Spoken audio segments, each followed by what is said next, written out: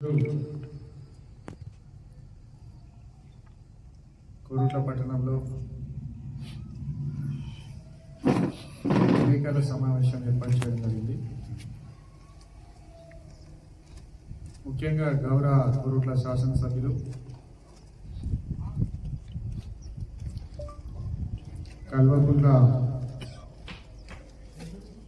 సంజయ్ గారు,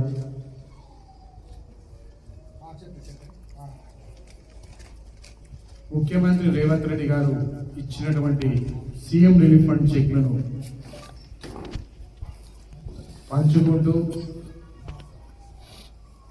ఓవైపు ముఖ్యమంత్రినే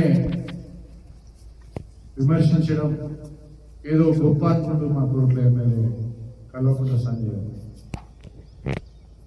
సంజయ్ గారు మీ కల్వకుంట్ల చంద్రశేఖరరావు ఫామ్ హౌస్ లో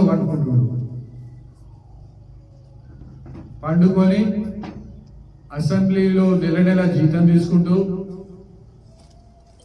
ప్రజా సమస్యలు మాట్లాడకుండా అసెంబ్లీకి రావడం లేదు.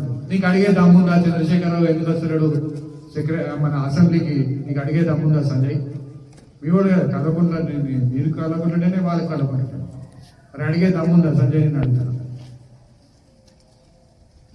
ఇవాళ ముఖ్యమంత్రి గారు ఒక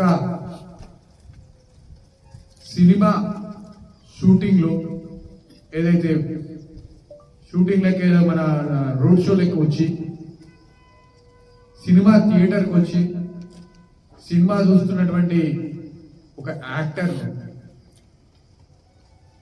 వాళ్ళ అభిమానులు వచ్చి పాపం సంధ్యా థియేటర్లో ఆయన చూడటానికి వాళ్ళ మార్షల్స్ ఏదైతే నూకి వేయడం జరిగిందో ఆ తొక్కిసలాటలో ఒక పేద మహిళ చనిపోయితే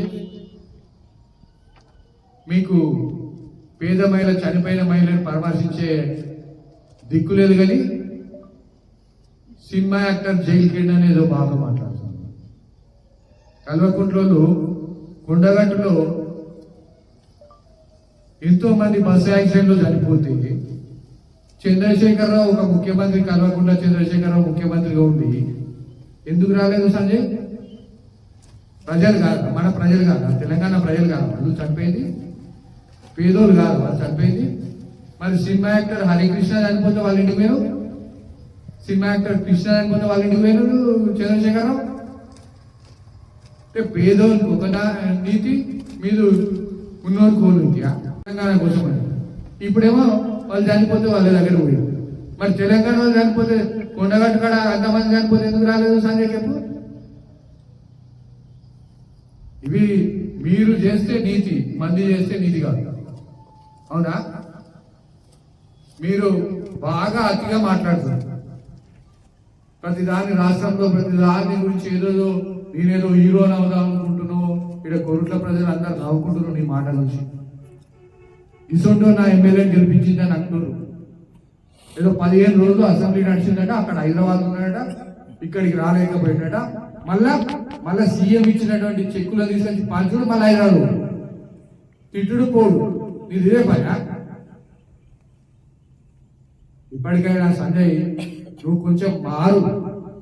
రేవంత్ రెడ్డి గారు ఇవాళ ప్రజాపాలనలో భాగంగా ముఖ్యమంత్రి క్యాంప్ ఆఫీసు ఎన్నడన్నా ఎవరైనా పోయినరా? మీ డిప్యూటీ సీఎం, మైనార్టీ సీఎం ఆయనను గేట్ ముందట ఆపారు. మా ముఖ్యమంత్రి దగ్గరికి మీ అపోజిషన్ లీడర్లు ఎంతో మంది పోయి ఫండ్స్ అడుగుతున్నారు, మాకు కావాల్సినటువంటి అభివృద్ధి కార్యక్రమం అడుగుతున్నారు. మీ ముఖ్యమంత్రి ఎవరైనా అపోజిషన్ లీడర్ టైం ఇచ్చిండా? చంద్రశేఖరరావు, కల్వకుంట్ల చంద్రశేఖరరావు. ఇవాళ మీరు ఈ విధంగా మాట్లాడడం సమంజసం కాదు. గల్ఫ్ కార్మికులు, మీరు గల్ఫ్ కార్మికులు 10 సంవత్సరాలు మీరు వాడుకొని మాకు ఎక్స్గ్రేషియా చనిపోయిన కుటుంబాలకు ఇస్తామని చెప్పి భోజనం చేసి ఇవాళ మేము గల్ఫ్ కార్మికులకు 5 లక్షల రూపాయలు ఎక్స్గ్రేషియా ఇస్తే అది తప్ప సంజయ్? నువ్వు సన్నవెట్లే చూస్తే ఉరేసుకుండే ఏది దొడ్డు వడ్లేస్తే ఊరేసుకుంటే సన్న వడ్లేస్తే నేను 2500 ఇస్తా అన్నాడు, ఇయ్యదు. మేము 500 బోనస్ ఇస్తున్నాను తప్ప సంజయ్. కరెంటు 200 యూనిట్ల వరకు నువ్వు అడ్డగోలుగా పెంచి మీ టీఆర్ఎస్ ప్రభుత్వ హయాంలో మేము 200 రూపాయలు పేదోళ్లకు ఫ్రీగా ఇస్తున్నాం అది తప్ప. నువ్వు కొరుట్ల నుంచి మెట్పల్లికి 5 రూపాయలు ఉన్న బస్ కిరాయిని 2014 ఇవాళ 20 రూపాయలు చేసినావు. చేస్తే దాన్ని మేము ఫ్రీ బస్ చేస్తే అది తప్ప సంజయ్. కాంగ్రెస్ పార్టీ ఎప్పటికి కూడా పేదల పక్షపాత పార్టీ. మేము ఖచ్చితంగా 5 సంవత్సరాలు మాకు పీరియడ్ ఇచ్చిన ప్రభుత్వం ప్రజలు. మేము ఖచ్చితంగా ఇచ్చిన హామీలన్నీ నెరవేర్చే బాధ్యత కాంగ్రెస్ పార్టీపై ఉన్నది, మా ముఖ్యమంత్రి రేవంత్ రెడ్డి గారిపై ఉన్నది.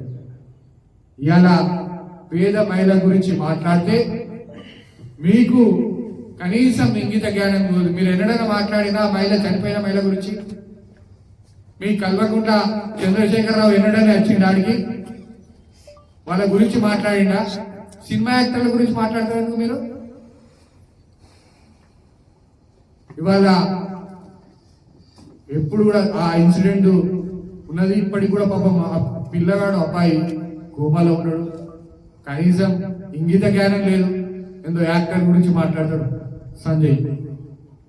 నేను ఇంకో విషయం కూడా ఏదో అభివృద్ధి చేసినట్టు 10 సంవత్సరాలు విపరీతమైన అభివృద్ధి చేసాం కదా సంజయ్. నేను ఒకటే అడుగుతున్నా, అరే ఉన్న షుగర్ ఫ్యాక్టరీని ఎందుకు మూసేసిన సమాధానం చెప్పిస్తుంది. నువ్వు బాగా అభివృద్ధి చేసావు కదా, మీ తండ్రి మీరు కలకుంటూ అందరూ కలిసి గొర్రె మస్తు అభివృద్ధి చేసావు. కనీసంగా వెంకటేశ్వర స్వామి టెంపుల్ నువ్వు కనీసం ఆంజనేయ స్వామి విగ్రహ ప్రతిష్ట చేయను నీవు అసమర్థుని. మేము ఇవాళ తెలంగాణ వచ్చినాక 50,000 పైచీలకు మేము ఉద్యోగాలు ఇస్తే నువ్వు కనీసం బిఎస్సి స్కూల్లో డిఎస్సిని ప్రకటించినటువంటి అసమర్థులు మీరా మాట్లాడేది. మేము ఉద్యోగాలు ఇచ్చిన మా సంవత్సరంలో 50,000 ఉద్యోగాలు నీ 10 సంవత్సరాలలో ఇచ్చినవా? ఈ విధంగా కాంగ్రెస్ పార్టీపై రేవంత్ రెడ్డి గారిపై అవాకులు చివాకులు చేయకు. నువ్వేదన్నా ఉంటే ఇక్కడ ఊర్లో తిరుగు. 15 రోజులు హైదరాబాద్ అసెంబ్లీలోనే ఆడవాళ్ళు కాదు. ఇక్కడ కూడా ప్రజల సమస్యలు మా ఎమ్మెల్యే గారు సీఎం గారు ఇచ్చినటువంటి ఫండ్ ఎమ్మెల్యే చెక్స్ ఇచ్చుకుంటా మీరు నువ్వు పబ్లిక్ మీటింగ్ పెట్టుకో, తిట్టుకో, ఎవడంతా చేసుకో. నువ్వు ప్రభుత్వం ఇచ్చినటువంటి చెక్కులు రేవంత్ రెడ్డి గారు ఇచ్చినటువంటి సీఎం రిలీఫ్ ఫండ్ చెక్కులు ఇచ్చుకుంటా మళ్ళీ రేవంత్ రెడ్డి గారి మీద విమర్శిస్తావా? ఇదే పద్ధతి భాయ్ సార్, ఇది పద్ధతి కాదని నేను తెలియజేస్తున్నాను. మా కొరుట్ల కాంగ్రెస్ పార్టీ పక్షాన ఈ తీవ్రంగా ఖండిస్తున్నాం. అదేవిధంగా ఏదైతే రైతులకు బోనస్ ఇస్తున్నామో ప్రతి ఒక్కరి రైతు కూడా ఇవాళ అకౌంట్లో పడ్డాయి. అదేవిధంగా 21,000 కోట్ల రూపాయలు ఏకకాలంలో రుణమాఫీ చేసిన చరిత్ర కాంగ్రెస్ పార్టీ అని చెప్తున్నారు. మీరు 10 సంవత్సరాలలో ఎప్పుడైనా ఈ విధంగా ఏకకాలంలో రుణమాఫీ చేసిరా? 10 సంవత్సరాల మీరు ₹1,00,000 రుణమాఫీ అని వడ్డీలకు కూడా సరిపోలేదు అని చెప్తున్నాను. మీరు రైతుల గురించి మాట్లాడుతున్నారు. షుగర్ ఫ్యాక్టరీ లేకపోతే ఉరేసుకుంటానని మాట్లాడారు. షుగర్ ఫ్యాక్టరీ ఇదివరకు ఒక ముఖ్యమంత్రి కూతురు హామీ ఇచ్చినా కూడా అది నెరవేరలేదు. ఇవాళ కాంగ్రెస్ పార్టీ దాదాపు 200 కోట్ల రూపాయల బకాయిలను కట్టింది.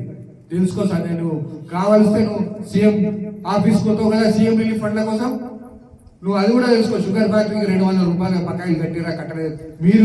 మీరు పెట్టిన బకాయిలు టీఆర్ఎస్ ప్రభుత్వం కల్వకుంట్ల కుటుంబం పెట్టిన 200 కోట్ల బకాయిలు ఇలా కాంగ్రెస్ పార్టీ కొరుట్ల నియోజకవర్గంలో ఉన్నటువంటి ముత్యంపేట షుగర్ ఫ్యాక్టరీ ఓపెనింగ్ కోసం మేము ప్రయత్నం చేస్తున్నాం. మేము ఖచ్చితంగా దాన్ని ఓపెన్ చేస్తామని తెలియజేస్తూ, మీరంతా కూడా రైతుల పక్షపాతి కాదు, కాంగ్రెస్ పార్టీ రైతుల పక్షపాతి, పేదల పక్షపాతి. మేము ఖచ్చితంగా పేదల కోసం ఈ పార్టీ పనిచేస్తుందని తెలియజేస్తుంది.